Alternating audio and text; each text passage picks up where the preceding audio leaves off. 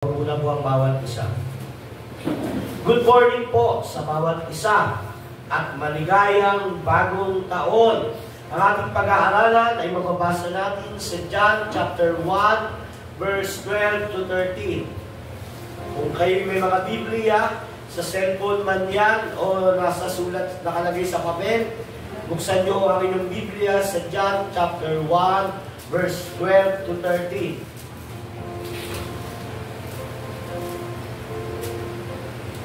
Babasahin ko ho sa English, sa ESV, at pagkatapos ay sa Tagalog.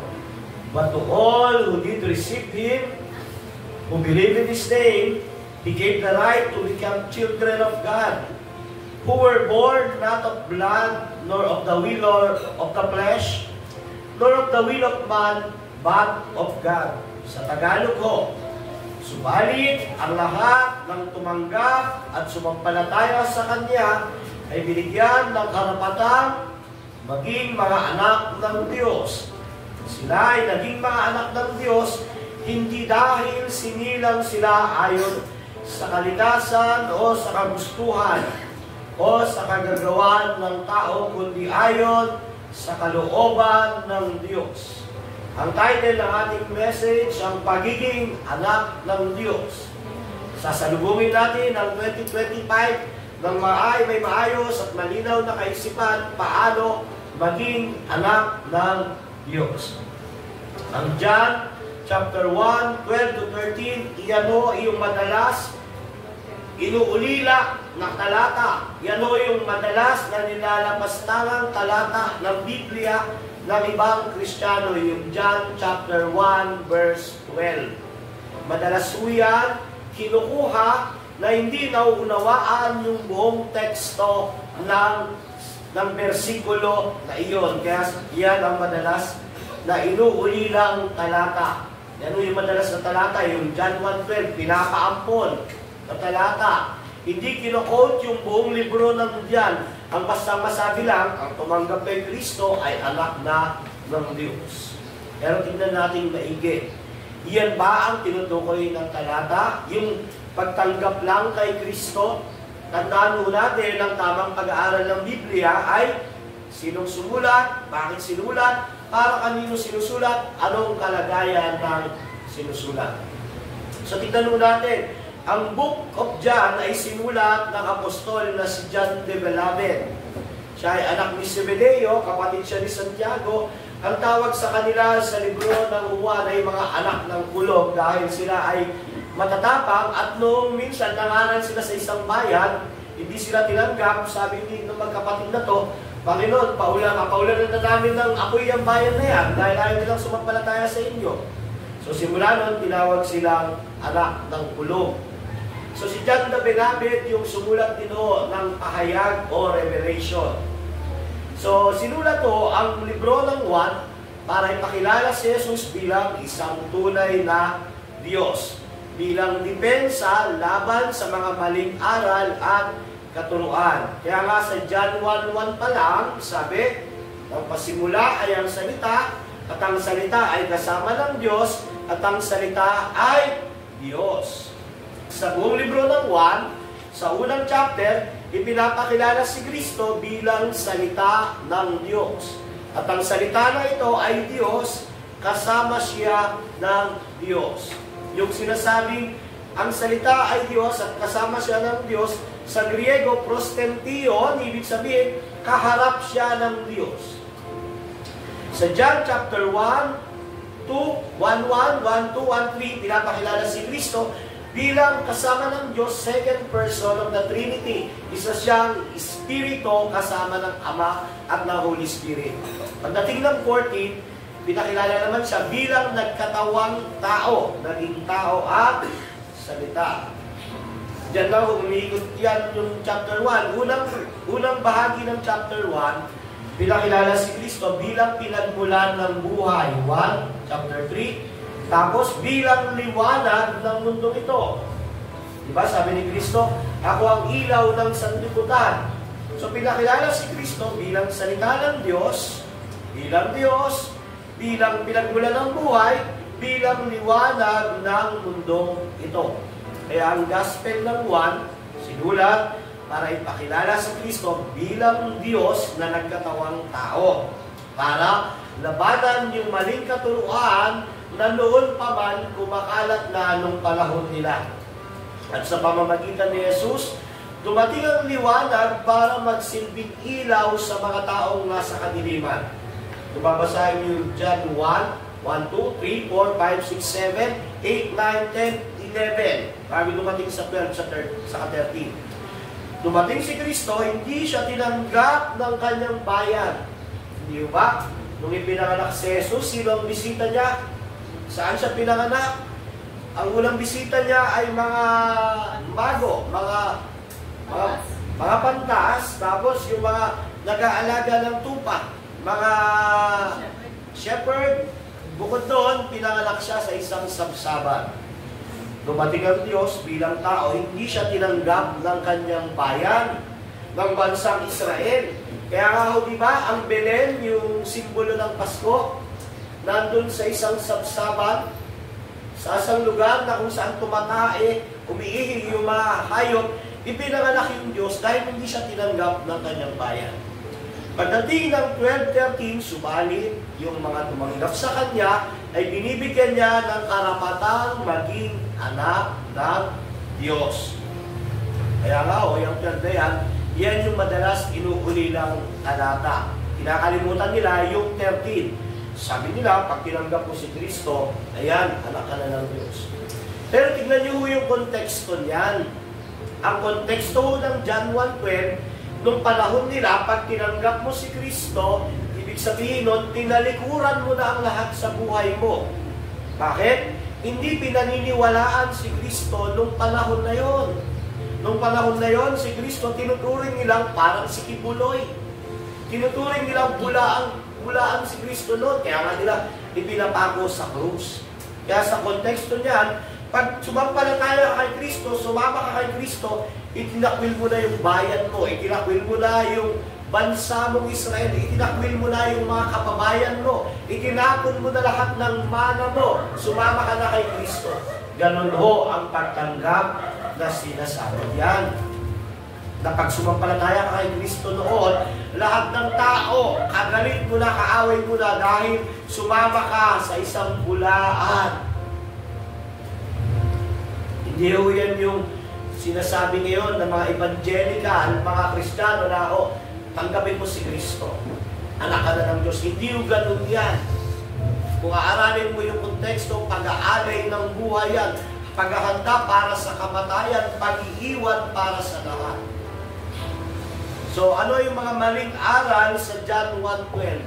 Tignan muna natin bago tayo magsimula sa 3 puntos, yung mga maling aral sa John 1:12. Una ho, yung sinner's prayer. Yan yung mga maling aral sa John 1:12, sinner's prayer at easy believism. Nasa pamamagitan lamang daw ng pagtanggap sa salita at pag-pray mo ng prayer na yon, ikaw ay magiging anak ng Diyos. Ginagamit yan madalas ng mga evangelical na pagkatapos sharean, sabihin, sumabay ka sa akin sa panalangin. Ipanalangin mo ito. Ito yung sasabihin niya, gusto mo bang tanggapin si Kristo bilang Panginoon at tagapagligtas mo? Ngayon, sasabihin, sumabay ka sa akin sa prayer na to. Pag nasabay, ikukot yung John 1:12, sabi, ang sino mang tumanggap at sumampalataya kay Kristo ay nagiging anak ng Diyos. Ngayon, yung tao na yon, iisipin niya, naging anak na siya ng Diyos, pero hindi naman nagbago yung buhay niya. Hindi naman siya nag-church. Wala naman siyang pagmamahal sa Bible. Wala naman siyang pagmamahal kay Kristo. So, yung maling aral na isa ay yung sinner's prayer. Easy believism. Sumunod naman yung altar call. Pag yung pastor, pagkatapos ng mangaral, medyo sasabayan ng isang malamig at mahinahong tinig ng musika, sabihin niya, lahat ng nagmamahal kay Jesus, lumapit sa harapan ng pulpitong ito. Lahat ng mahal si Lord. Siyempre, pag hindi ka lumapit, hindi mo mahal si Lord. Dahil gano'n, lalapit ka.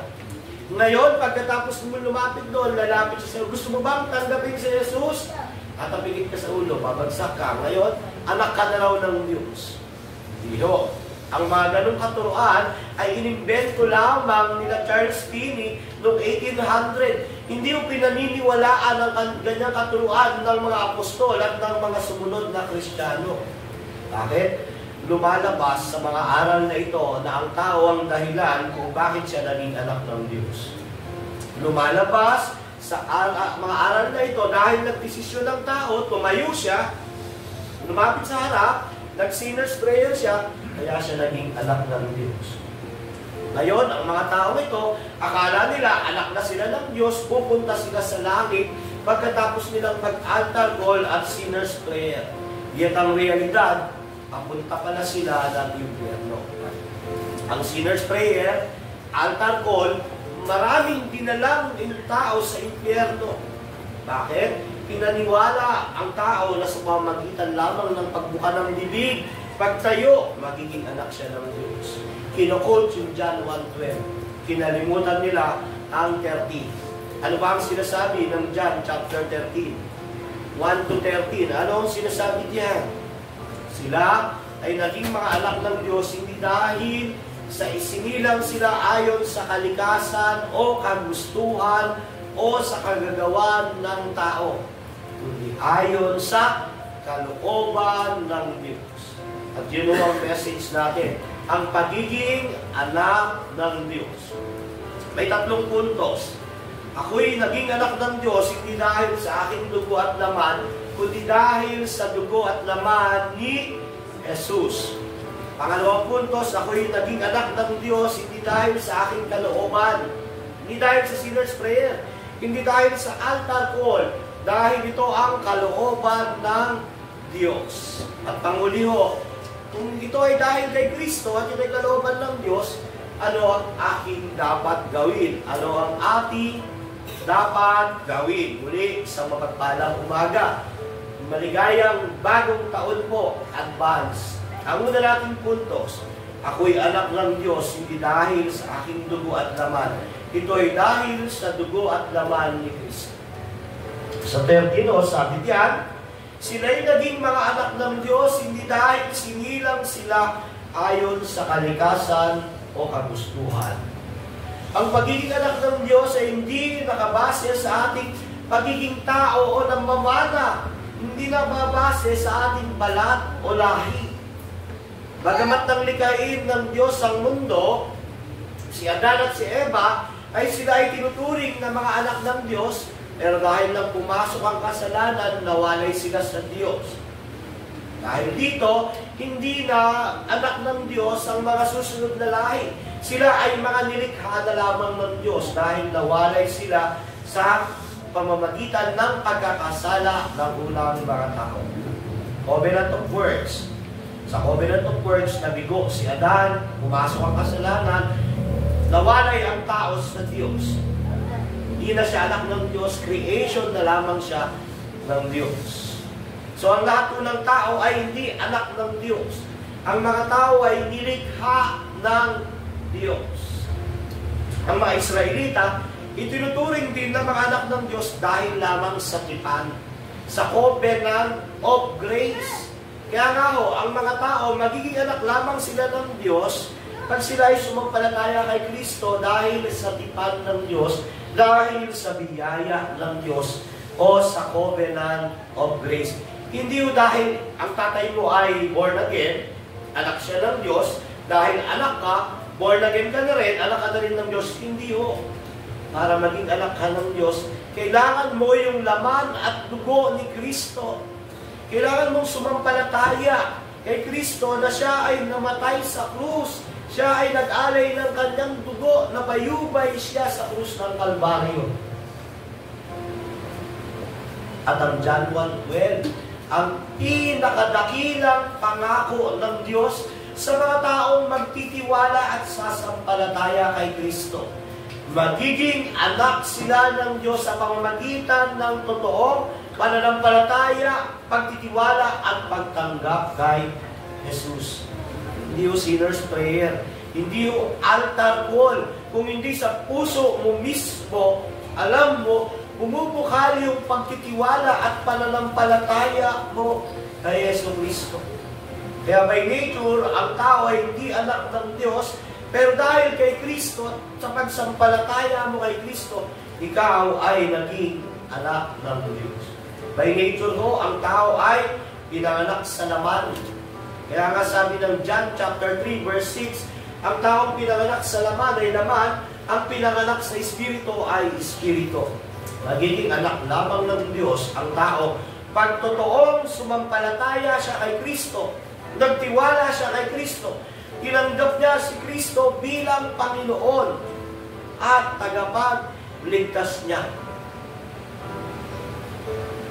Kaya nga po, mga kapatid, ang John 1:12 ay isang pangako sa mga taong rebelde, sa mga taong kaaway ng Diyos, patay sa kasalanan, na kung sila ay magtitiwala, sasampalataya, ilalagak ang kanilang buhay kay Jesus na namatay sa krus ng Kalbaryo, sila ay anak ng Diyos. Paano ho yun, Pastor? Paano ang tamang pagtitiwala? Paano ang tamang pananampalataya? Paano ang tamang pagtanggap kay Jesus? Una ko, knowledge. Dapat may knowledge ka. Tama ang Jesus na sinasamba mo. Dahil lahat ng reliyon may Jesus. Kahit yung sabungan may Jesus eh. Di ba may Kristo ang sabungan? Ang tanong, sinong Kristo ang sinasamba mo? Ang Kristo ba ng Biblia? O ang Kristo ng iba't ibang reliyon? So, unang kailangan mo may knowledge ka kung sino si Jesus. Sa ating confession law, binasa natin kanina sa chapter 8, verse paragraph 2. Di ba? Na si Kristo ay Diyos na nagkatawang tao. Iisang persona, pero dalawang kalikasan, tunay na Diyos at tunay na tao. May Jesus ngayon na tao lang, ang ibang reliyon. May Jesus na propeta lang. May Jesus na siya yung Diyos na Ama, tapos naging si Jesus. Which is, hindi kayang magligtas ng mga taong makasalanan ng mga ganong Jesus.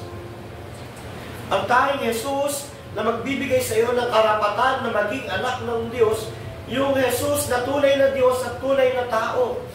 Yung Jesus na nagkatawang tao, sinilang bilang sanggol na buhay ng perpektong buhay at ipinako sa krus. Namatay, nilibig, umakyat sa langit, hanggang ngayon andun siya, hindi natutulog.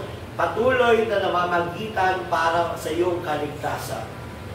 At babalik bilang tagahatol. Yun lang ho yung Jesus na makapagbibigay sa atin ng karapatang maging anak ng Diyos. Akala ng mga tao, porket tumanggap naman ako, Pastor. Pag-altar ko, tumayo naman ako. Pero ipinapakita ba ng buhay natin na talagang tinanggap natin si Jesus? Kasi wala naman tumatanggi kay Jesus eh. Di ba? Halimbawa, meron kang nakausap, kakausapin mo siya, sisyaran mo, sabihin mo sa kanya, alam mo kapatid, mahal ka ng Diyos. Mahal ako ng Diyos, mahal ko rin yung sarili ko eh. Napakasaya, mahal ako ng Diyos, mahal ko yung sarili ko. Kasi sisyaran mo, alam mo ba kapatid, may magandang plano ang Diyos eh. May magandang plano ang Diyos sa akin, ako rin may magandang plano sa sarili ko. Alam mo ba, pupunta ka sa langit pag tinanggap mo ang Panginoong Jesus na to. Alam niyo ang sasabihin ng tao, kahit sinong Jesus yan, kahit 10,000 Jesus yan, tatanggapin ko yan kasi mahal ako, may plano sa akin. Pupunta ako sa langit. Lahat ito tatanggapin, pero hindi yun ang Jesus ng Biblia. Ang Jesus na tinutukoy sa John 1:12 na tinanggap nila, yung Jesus na nagdulot sa kanila ng pagdurusa, paghihirap, at maraming mga apostol ang namatay dahil sa pagtanggap nila kay Jesus. Ang Jesus na pinoportray ngayon ng mga prosperity gospel, alam nyo yung Jesus na pag tinanggap mo, yayaman ka. Na pag tinanggap mo, gaganda ang buhay mo. Na pag tinanggap mo, hindi ka na magkakasakit. Pero yung mga nagsasabi nun, minsan mahirap pa rin hanggang ngayon eh. Yung mga nagsasabi nun, nangamatay na dahil sa sakit. Mga sinungaling, mga mandarayang prosperity gospel. Pero yung susunod, John 1:10, alam ng mga apostol na pag tinanggap nila ang Jesus na to, sinampalatayaan nila ang Jesus na to, itatakwil sila ng kanilang relihiyon, ng Judaismo. Makakalaban nila yung mga Pariseo. At malalaman nila na maaari silang batuin hanggang mamatay kagaya ni Esteban. Na ipapako sila sa krus ng pabaliktad kagaya ni Pedro. Na mamamatay sa tabak kagaya ni Santiago. Na ipapatapon sa isang bayan na ikaw lang mag-isa sa Patmos kagaya ni Juan. Pero tinanggap pa rin nila. Bakit? Kasi iyon ang kalooban ng Diyos at naging anak sila ng Diyos. Mga kapatid, maging matalino tayo next year. Maging mapagsuri tayo next year. Kasi kung hindi natin nauunawaan yung John 1:12, anumang ituro sa atin na pabor sa atin, tatanggapin natin. Di ba? Pag sinabi ko, tanggapin mo lang pala si Jesus, magiging anak ka na ng Diyos, pwede ka nang mabuhay sa kasamaan, pwede ka nang mag-asawa ng 5, pwede ka nang magnakaw, makiapid. Tinanggap ko naman na eh. Pero yun ba yung tinutukoy ng verse? Hindi po.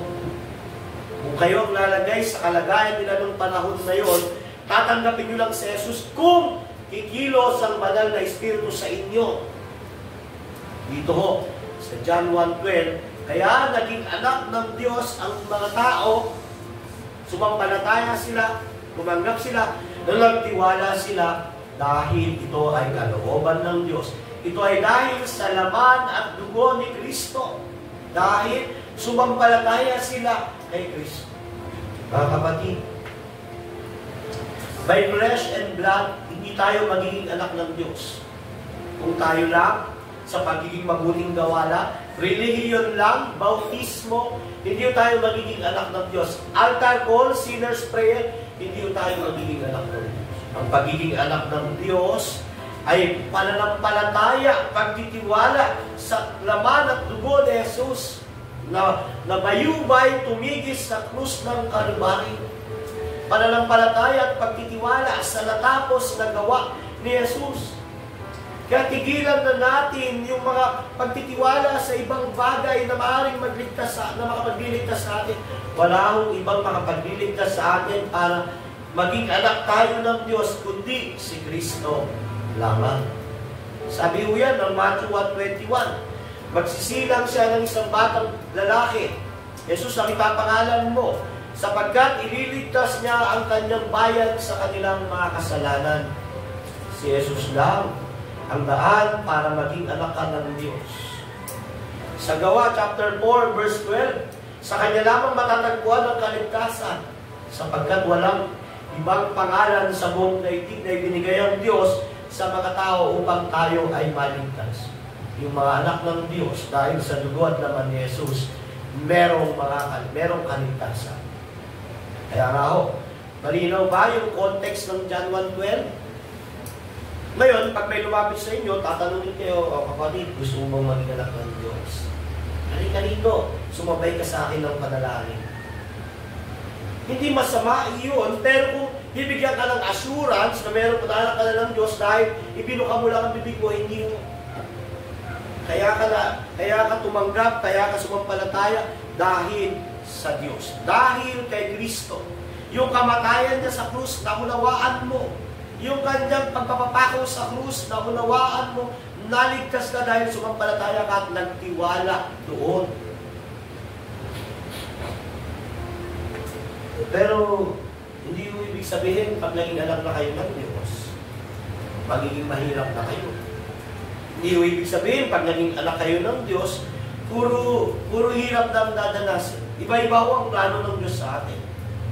Pero, hindi ka ginawang anak ng Diyos at sumampalataya kay Kristo para ang priority ay payamanin ka.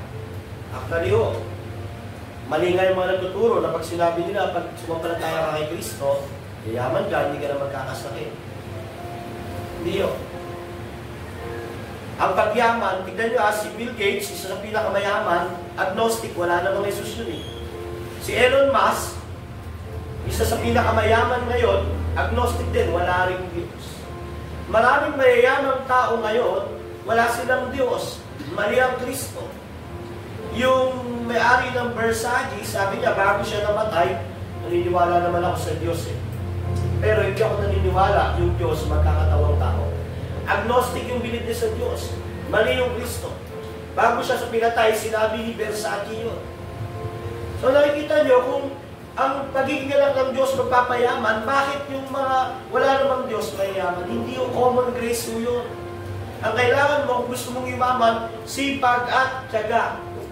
Pag ikaw ay Kristiyano, gusto mo yumaman, magsipag ka, magtiyaga ka, pero huwag mong i-compromise ang pananampalataya mo. Kasi, ano ang mapapala ng tao, makamtan niya man lahat ng kayamanan sa mundong ito, kung ang kaluluwa niya papunta sa impyerno.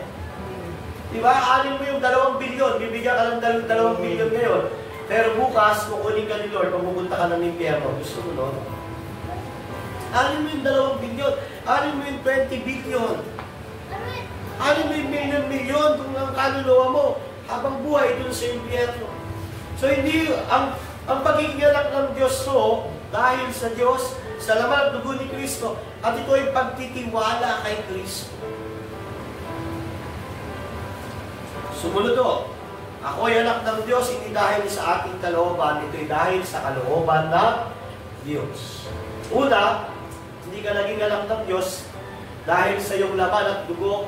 Pangalawa, hindi ka naging anak ng Diyos dahil sa kalooban mo. Kaya ka naging anak ng Diyos dahil ito ang kalooban ng Diyos. Chapter 13, sila'y naging mga anak ng Diyos, hindi dahil sinilang sila ayon sa kalikasan o sa kagustuhan o sa kagagawan ng tao, kundi ayon sa kalooban ng Diyos. Alam niyo, kung merong ipinagmamalaki ang tao, alam niyo yun, free will. Ang tao, ang madalas niyang pinagyayabang at pinagmamalaki ang kanyang free will. Pero in reality, ang mga taong wala kay Kristo, wala silang totoong free will. Ang mga taong wala kay Kristo, ang free will nila magkasala lang. Yun ang realidad. Yun yung doctrine ng total depravity. Yung mga wala kay Kristo, akala nila malaya sila. Pero ang realidad, ang free will lang nila magkasala. Hindi nila kayang pigilan ng sarili nila magkasala. Kaya wala silang free will. Ang free will nila magkasala lang. Yet man was free will. Minsan, ang kaisipan niya kasi, siya ang bida, siya ang dahilan ng kanyang kaligtasan, siya ay may free will. Pero in reality po, pag wala ka kay Kristo, ang free will mo lang, mamuhay sa kasalanan, sumamba sa mga Diyos-Diyosan. Ang free will mo lang, humanap ng Diyos na ayon sa gusto mo. Yung Diyos na ikaw ang masusunod. Yung tipo ba na, yung free will mo, pag wala kay Kristo, gagawa ka ng sariling Kristo. Alam nyo, yung Kristo ko, ganito, mabait. Kahit hindi ako nag-church, okay lang sa Kristo ko. Yung Kristo ko, kahit hindi nagpapasala ako ng Bible, okay lang. Alam mo yung Kristo ko, kahit nagdalakaw ako, okay lang kasi mabait siya. Hindi mo yun ang Kristo ng Bible. Alam nyo yung Kristo ng Bible, isang Kristo na Diyos. Kristo na banal. Kristo na namumuhay sa kasalanan. Kaya nga pag ang tao wala sa totoong Kristo, gagawa siya ng sarili niyang Kristo. Kasi wala siyang free will. Ang free will niya lang, magkasala.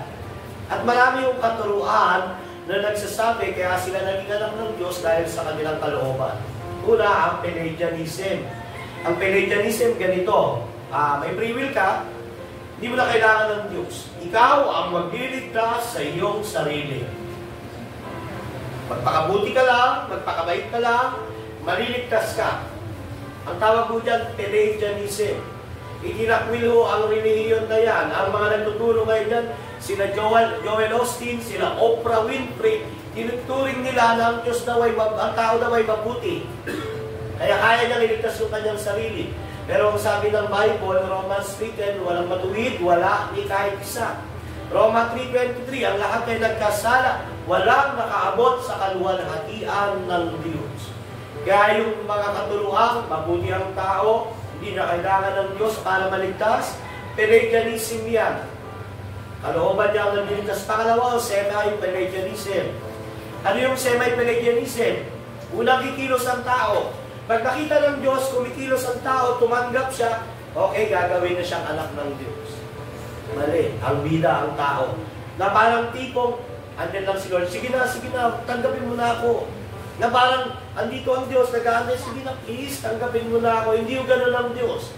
Sa ayaw mo sa gusto, pag kumilos ang Espiritu Santo, tatanggapin mo siya. Sa semi-Pelagianism, ganito. Hinihintay ng Diyos na kumilos ang tao. Na tipong yung tao, yung Diyos, walang magagawa pag ayaw ng tao. So, mali yung katuruan. Pangalawa, yung Arminianism. Kumilos naman ang Diyos, una naman ang Diyos. Ini-offer yung salvation. Ngayon, pag tatanggapin ng tao, maliligtas siya. Pag hindi tatanggapin ng tao, hindi siya maliligtas. Ngayon, ang Diyos nag-aabang lang. Oh, nandiyan yung salvation. Kaya madalas, ang preaching nila, ang salvation daw ay gift. Regalo, ino-offer sa'yo, tanggapin mo yan. Tama ho, regalo ang salvation, pero hindi ka magdidesisyon kung tatanggapin mo yan. Ang Diyos ang magbibigay sa'yo sa ayaw mo at sa gusto. Bakit? Bibigyan ka niya ng bagong puso at isip. Ako, nung na-born again, ayaw kong tanggapin ng Diyos, pero wala akong magagawa dahil ang buong puso at isip ko, binago ng Diyos. Ganun ang Diyos, makapangyarihan, soberano. Kaya yung Pelagianism, semi-Pelagianism, Arminianism, maliho yan. Ano ang tama? Kaya kanaligtas dahil kumilos ang Diyos. Binorn again ka niya. Binigyan ka ng bagong puso at isip. Dahil dito, ang bunga ng pagkilos ng Diyos, naligtas ka, sumampalataya ka kay Jesus. Kaya ang salvation ay by grace, wala akong bahagi o share ang tao, kundi yung kasalanan niya. Kaya nga ho, ikaw ay naging anak ng Diyos, hindi dahil sa kalooban mo. Ito ay dahil sa kalooban ng Diyos. Nagigets po ba? Naiintindihan? Ang salvation is by grace. Kaya ka tumanggap, kaya ka sumampalataya. Hindi dahil sa iyong sarili kakayahan, kundi dahil unang kumilos ang kalooban ng Diyos sa iyong buhay. Kaya minsan, madalas nilang minimisinterpret yan, John 1:12. Kakalimutan yung 13. Ang mapait pa niyan, hindi alam yung konteksto, hindi alam yung kwento sa loob ng message na yun, na dumating ang Kristo sa kanyang bayan, hindi siya tinanggap. Hindi na siya tinanggap. Pagkatapos, nagbigay naman ng promise pa yung Diyos. Sino mang tumanggap at sumampalataya sa Kanya, binibigyan maging karapatang maging anak ng Diyos. Pero hindi yung pagtanggap ng salita, hindi altar call, kundi pag-aalay ng buhay, pag-aalay ng lahat sa iyo.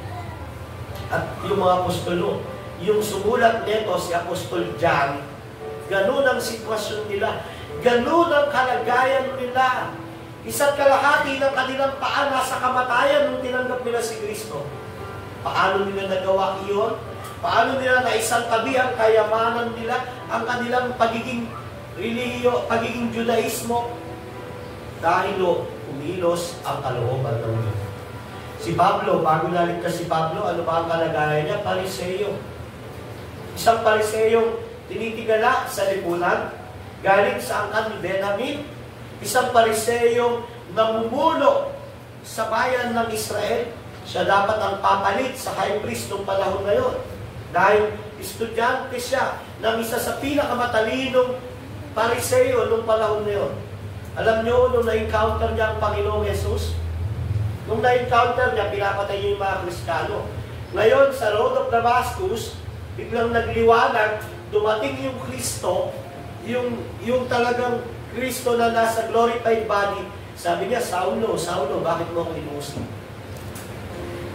Wala siyang plano na magbago ng pananampalataya. Ang plano ni Pablo noon, patayin ang mga Kristiyano. Pero nung kumilos ang kalooban ng Diyos sa kanyang buhay, nagbago siya. Kinalikuran niya ang pagiging Pariseyo at pagiging Judaismo. Naging isang totoong, tapat, na mananampalataya, tumanggap kay Kristo si Pablo. At alam niyo paano namatay si Pablo? Hindi mo siya namatay sa kayamanan. Sobrang yaman, namatay si Pablo. Hindi mo. Namatay siya sa bilangguan, pinugutan ng ulo ni Emperor Nero. Hindi ko tinatakot ang bawat isa sa inyo. Ipiniprepare ko lang kayo sa suffering. Hindi ko sinasabing, yung isa sa inyo, pupugutan ng ulo, maghihirap. Hindi ho. Pero hindi makakaiwas ang totoong Kristiyano sa suffering. Minsan, ang suffering mo pa, yung kapwa mo mananampalataya dahil sa maling paniniwala nila. Minsan, yung magiging struggle mo, persecution mo, yung mga taong nagsasabi pang sila ay Kristiyano, na mali ang paniniwala sa Biblia. Na mga Kristiyano na ang paniniwala nila, kaya ako naligtas kasi dahil sa akin. Mga Kristiyano na ipinagmamalaki ang kanilang free will, minsan yun pa magpe-persecute sa iyo. Hindi ko sila sabing maghihirap kayo, magiging mamumulubig kayo, dahil di ba iba ang kalooban ng Diyos sa atin? Piniprepare ko kayo para malaman at maunawaan nyo na palaging may suffering ang pagiging Kristiyano. Hindi ba sabi ni Kristo na kung ang Panginoon pinahirapan nila rito ay pinapako sa krus, nagsuffer, gayon din yung mga gustong sumunod sa Kanya. Kaya nga, kung ikaw naging born again, naging Kristiyano ka kasi yaman ako, gaganda ang buhay ko, aayos ang pamilya namin, burahin mo sa sarili mo yan. Kaya ka naging Kristiyano dahil kay Kristo. Yumaman ako, maghirap dahil kay Kristo. Magdusa ako, magkaroon ako ng maraming problema, pero dahil ito kay Kristo. Pero lahat yan, mapagtatagumpayan mo kapatid, dahil kay Kristo. Kaya preparation for suffering. 2025, next year, hindi mo masama mag-expect ng magandang New Year na papasok yung bagong taon, masaya kami ng pamilya ko, papasok yung bagong taon, maayos yung buhay namin, maraming pagpapala, hindi mo masama yan. Tama yan. Pero dapat one side of a coin lang yan. I-prepare mo yung sarili mo para sa sufferings. Hindi mo ba? Kasi baka pag dumating yung sufferings, sisihin mo si Lord. Kasi ang alam mo, si Lord, ang alam lang magpala, magpagaling. Lord, bakit ako may sakit? Bakit? Hindi pa ako mayaman, Lord. Hindi yun, one side of a coin. Ang coin, dalawang side. Totoo, nagpapala ang Diyos. Totoo, nais ng Diyos maging maayos ang ating buhay. Totoo, gusto ng Diyos ang bawat isa. Walang karamdaman. Pero ang pinakagusto ng Diyos, magtiwala ka sa Kanya. Sumampalataya ka sa Kanya. Despite ng maging mahirap ka, yumaman ka, dapat magtiwala ka sa Diyos. Despite ng may sakit ka, wala kang sakit, dapat magtiwala ka sa Diyos. Kaya nga ho, kaya ka naging anak ng Diyos, hindi dahil sa iyo. Hindi ikaw ang bida. Ang bida ho, ang Diyos. Kaya nga, ang katotohanan ng pagiging anak ng Diyos ay dahil sa Diyos. At dahil ito ang kalooban ng Diyos. Efeso chapter 1, verse 4. Bago maligay ng sanlibutan, pinili na niya tayo upang maging Kanya sa pamamagitan ng ating pakikipagkaisa kay Kristo. Chapter 5, pinili niya tayo upang maging anak niya sa pamamagitan ni Yesu Kristo. Bago palikayin ang mundo, alam na niya na ikaw ay magiging anak niya. Pinili ka na niya, itinalaga ka na niya. Ano gagawin mo? Pangatawanan mo, maging anak ka niya.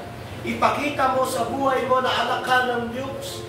Ipakita mo sa paglilingkod mo sa Diyos na anak ka ng Diyos. Mayroon po i-claim na anak tayo ng Diyos, pero ang buhay natin, buhay demonyo. Mayroon i-claim na anak tayo ng Diyos, pero wala tayong pagmamahal sa Diyos. So, naging anak ka ng Diyos dahil sa dugo at laman ni Kristo, naging anak ka ng Diyos dahil ito ang kalooban ng Diyos. Before the foundation of the world, alam niya na ikaw ay sisilang sa mundong ito. Magkakaroon ka ng asawa, magkakaroon ka ng anak, magiging anak ka. Alam na niya, ikaw ay magiging Kanya. Dahil noon, napakalaking biyaya noon, napakalaking katatagan noon. Hindi dahil sa iyo. Kasi kung dahil sa iyo, pagiging anak mo ng Diyos, pwede kang magyabang. Pagdating mo sa langit, pasalamat ka Lord, tinanggap kita. Kung hindi, walang tao rito sa langit. Pasalamat ka Lord, ako ang dahilan, mabait ako. Kasi kung hindi ako naging mabait, Lord, nako, baka itong langit. Pero hindi yun, pagdating mo sa langit, papasalamatan mo lang ang Diyos dahil siya ang may gawa ng kaligtasan mo, siya ang dahilan bakit kanya naging anak. Panghuli ho, kung ito ay dahil kay Kristo, ito ay kalooban ng Diyos, ano ang dapat natin gawin? Kung naging anak ka ng Diyos dahil kay Kristo, ito ang kalooban ng Diyos, ano ang dapat natin gawin? Una ho, maging realisasyon ito sa atin, maging totoo. Maging totoo na anak ka ng Diyos. Sa buhay mo, sa tahanan mo, sa mga ginagawa mo, maging anak ka ng Diyos. Tanggapin mo si Kristo bilang tunay na Diyos, Panginoon ng langit, Panginoon ng lupa, Panginoon mo rin. Halimbawa, magiging bisita natin sa Duterte. Sabi ni Duterte, alas 8. Anong oras ka darating? 8:15? Hindi yun, baka 7:30, andito ka na. Pero ito, Sunday, Lord's Day, araw ng pagsamba. Anak ka ng Diyos. Kaya nga ho, tanggapin, maging realisasyon na si Kristo ang Diyos ng langit at lupa, Panginoon mo. Di ba? Sabi ng John 1:3, lahat ng bagay, nilikha sa pamamagitan niya, kasama ka roon. Ang sabi ng John 1:2, siya yung binigay ng Hebreo 1:2, siya yung binigay ng Ama bilang huli yung salita niya bilang siya, bilang Diyos. So, dapat tanggapin, maging buhay ang pagiging anak ng Diyos. Magtiwala ho sa natapos na gawa ni Kristo. Mga kapatid, baka may nagtitiwala pa rito bukod sa gawa ni Kristo para maligtas sila. Kalikuran mo na yan. Baka may naniniwala pa, maliligtas ako kasi may anting-anting ako. Maliligtas ako kasi nagpabautismo ako.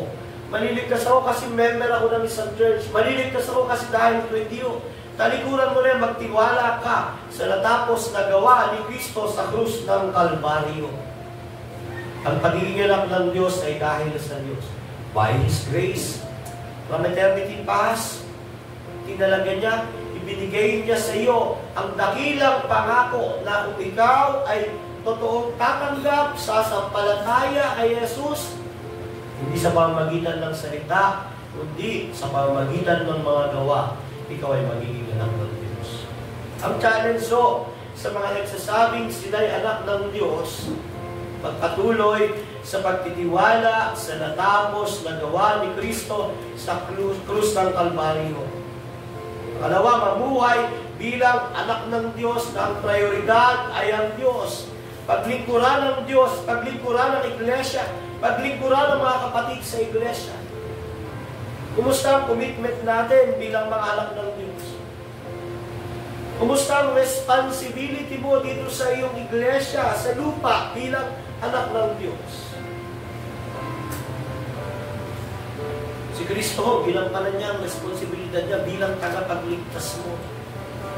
Diyos, nagkatawang tao, tiniis lahat ng kasalanan, hindi nagkasala kahit isang beses, ipinako sa krus, nabuhay umakyat sa langit, hanggang ngayon, hindi natutulog para yung kaligtasan mo secure. Hanggang ngayon, nakamagitan sa Diyos. Huwag naman tayong ang paglilingkod natin sa Panginoon, pang Sunday lang, pang 1 hour lang, hindi po gano'n. Every day of your life must be a service to God.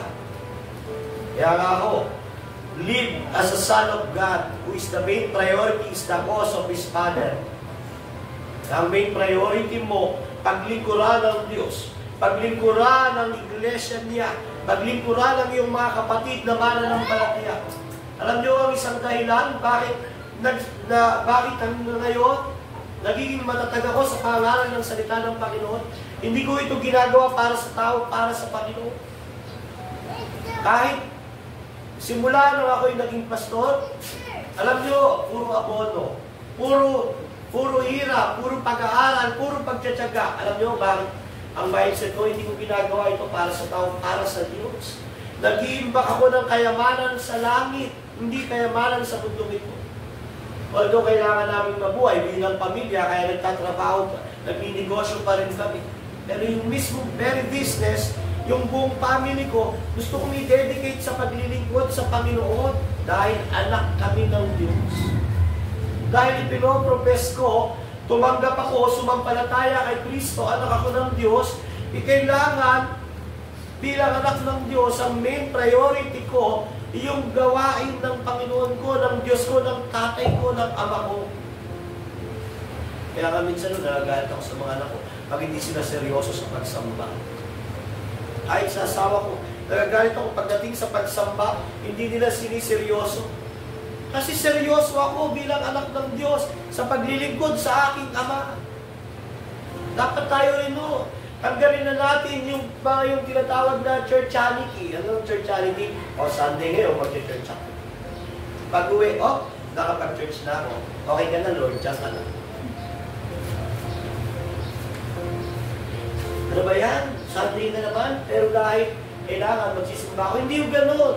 As bilang anak ng Diyos, alam mo na kailangan iyon at priority mo iyon. Sunday ngayon. Yun ang dapat may ngiti. Sunday ngayon. Praise the Lord. Makapag-aaral kami ng salita ng Panginoon. Makapag-fellowship kami. Ma-worship namin yung aming amang nasa langit. So live as the Son of God. Do not compromise. Huwag natin ipagpalit ang paglilingkod sa Diyos sa mga material na bagay sa mundong ito. Para nating pinagpapalit ang ginto sa puti. Diba, every time na inuuna mo yung material na bagay laban sa Diyos, inuuna mo damputin yung puti ipahid sa mukha mo kaysa sa ginto. Every time na nagko-compromise ka, ipinagmumukha mo sa iyong ama na hindi siya importante. Every time na pinapabayaan mo yung mga responsibility at accountability mo sa iyong Diyos, pinagpapalit mo ang ginto sa puti. Sino bang matinong isip na ipagpapalit yung ginto sa puti? Wala ho. Kaya nga ho, challenge sa atin na nagpo-profess na anak ng Diyos, huwag tayong mag-compromise. Hindi ba? Kahit mahirap, kahit maraming mga problema, maraming isasakripisyo, hindi natin pwedeng ipagpalit ang ginto sa puti. Hindi natin pwedeng ipagpalit ang buhay na walang hanggan sa pansamantalang buhay sa mundong ito. Manlalakbay lang po tayo sa mundong ito, wala akong forever dito. Yung mga nabuhay 150 years ago, patay na. At lahat ng mga compromise na ginawa nila, may regret. Yung mga nasa Hades, impyerno, may regret. Pero walang repentance kasi wala ang Holy Spirit. Alam niyo ginagawa lang, may regret at sinisisi nila ang Diyos sa impyerno. Kaya nga huwag tayong mag-compromise. Ganyan o, ginawa ng mga Pariseo, mga religious leader noon. Sa Matthew 15:8, sabi ni Jesus, ang paggalang sa akin ng bayang ito'y pakunwari lamang sapagkat sa bibig at hindi sa puso ito bumubukal. Ang mga Pariseo noon, religiously panlabas, pero hindi totoong sinasamba ang Panginoong Jesus ang Diyos. Kaya nga religion without devotion of the inner man of heart offends God. Yung mga Kristiyano na sinasabing anak ng Diyos, pero walang debosyon ng kanilang puso sa Diyos, nakaka-offendo sa Diyos. Kaya sabi ni Jesus sa mga Pariseo, pakunwari lamang, bibig lamang bumubukal. Sa ngayon sa Facebook lang bumubukal yung pagmamahal sa Diyos eh. Ang gaganda ng mga kinukot na verse sa Bible, ang gaganda ng mga message na isinesend. Pero in reality, sa paglilingkod, sa accountability sa Panginoon, pakunwari lamang. Mas maganda pa yung wala kang post sa Facebook. Pero pagdating sa tunay na buhay, nakikita sa iyo yung totoong paglilingkod na bumubukal sa puso ng may pagmamahal sa iyong Ama sa Diyos. Kaya sa Isaiah 29:13, sabi ng Panginoon, sasabihin naman ni Yahweh, sa salita lamang malapit sa akin ang mga taong ito. Sa bibig lamang nila ako ginagala. Subalit nilalayo nila sa akin ang kanilang puso. Kumusta ang puso natin, mga mahal kong kapatid, ngayong umaga? Iyan ba ay nandito dahil kay Kristo? Iyan ba ay nandito dahil sa pagmamahal sa ating Ama bilang mga anak niya? Kaya sabi ng Panginoon sa awit 147:10-11, Hindi siya nalulugod sa kabayong malalakas kahit sa mga pilingkawan. Hindi siya nagagalak. Ngunit sa may pagkatakot, kasiyahan niya'y labis, sa kanila'y may tiwala, sa matatag niyang pag-ibig. Hindi nalulugod ang Diyos sa iyong kayamanan, sa iyong kalakasan, sa mga bagay na nandito sa mundong ito. Alam mo, nalulugod yung takot mo sa Kanya, yung pagmamahal mo sa Kanya, yung pagtitiwala mo sa Kanya. Bubuksan natin, umpisa ng 2025, ng may banal na takot sa Diyos, may pagtitiwala sa Diyos, may pag-ibig at paninindigan sa Diyos. Ang sabi ho ng Kawikaan 16:1-8, dito ako magtatapos, ang mga balak ng isipan ay sa tao nagmumula. Ngunit mula kay Yahweh ang sagot ng tila. Ang akala ng tao ay tama ang kanyang kilos, ngunit sa tulay niyang layon si Yahweh ang nakakatalos. Sa 3, ipagkatiwala mo kay Yahweh ang iyong mga gagawin, magtatagumpay ka sa iyong mga layunin. Sa chapter 4, lahat ng nilalang ni Yahweh ay mayroong kadahilanan at ang masasama, kaparusahan ng kahinatnan. Chapter 5, kinamumuhian ni Yahweh ang lahat ng mayayabang at sila'y paparusahan. Chapter 6, katapatan kay Yahweh, bunga ay kapatawaran. Ang sa kanya'y gumagalang at sumusunod malayo sa kasamaan. 7, kung ang buhay ng tao ay kalugod-lugod kay Yahweh, maging mga kalaban niya sa kanya'y makikipagbati. Ang mahaliit na halaga buhat sa mabuting paraan, higit na mabuti sa yamang buhat sa kasamaan. Sinasabi ng bersikulo na yung mga mayabang, yung mga tao na rebelde sa Diyos, kinamumuhian niya. Pero yung mga taong nagtitiwala, yung mga taong gumagalang, sumusunod sa Kanya, kalugod-lugod sa Kanya, pinagpapala niya. Muli ho, ngayong 2025 na darating, ikaw ay anak ng Diyos. Bilang anak ng Diyos, manindigan ka at ipabuhay mo. Every time na naiisip mo magkompromiso, every time na naiisip mo tumalikod, every time na naiisip mo yung mga problema na darating, dumarating, alalahanin mo anak ka ng Diyos. So, ikaw ay anak ng Diyos, hindi dahil sa iyong dugo at laman, dahil sa dugo at laman ni Jesus. Ikaw ay anak ng Diyos, hindi dahil ikaw ang dahilan, dahil sa kalooban mo, kundi dahil ito ang kalooban ng Diyos. Ngayon, kung ikaw ay anak ng Diyos, ipabuhay mo ang isang pagiging anak ng Diyos. Huwag mong ipagpalit ang ginto sa putik. Huwag mong ipagpalit ang buhay na walang hanggan sa pansamantalang buhay. Huwag mong ipagpalit ang iyong kaluluwa sa kayamanan ng mundo ito. Dahil kung ikaw ay anak ng Diyos, hindi ka masisiyahan sa mga material na bagay sa mundong ito. Hahanap-hanapin mo yung kayamanan ng kalangitan. Hahanap-hanapin mo ang Ama mo na nasa langit. Nawa ho, naging malinaw sa atin ang John 1:12 hanggang 13. Na ang sino mang tumanggap, sumampalataya, nagtiwala kay Jesus, ay binibigyan niya ng karapatang maging anak ng Diyos. At kung kayo ay nagtitiwala, sumasampalataya kay Kristo, ng buong puso, buong katatagan, kayo ho ay mga anak ng Diyos. Sa mga taong wala pa kay Kristo, hindi pa sila anak ng Diyos. Ngayon, paano ka magiging anak ng Diyos? Pagsisihan mo ang iyong kasalanan, talikuran ito.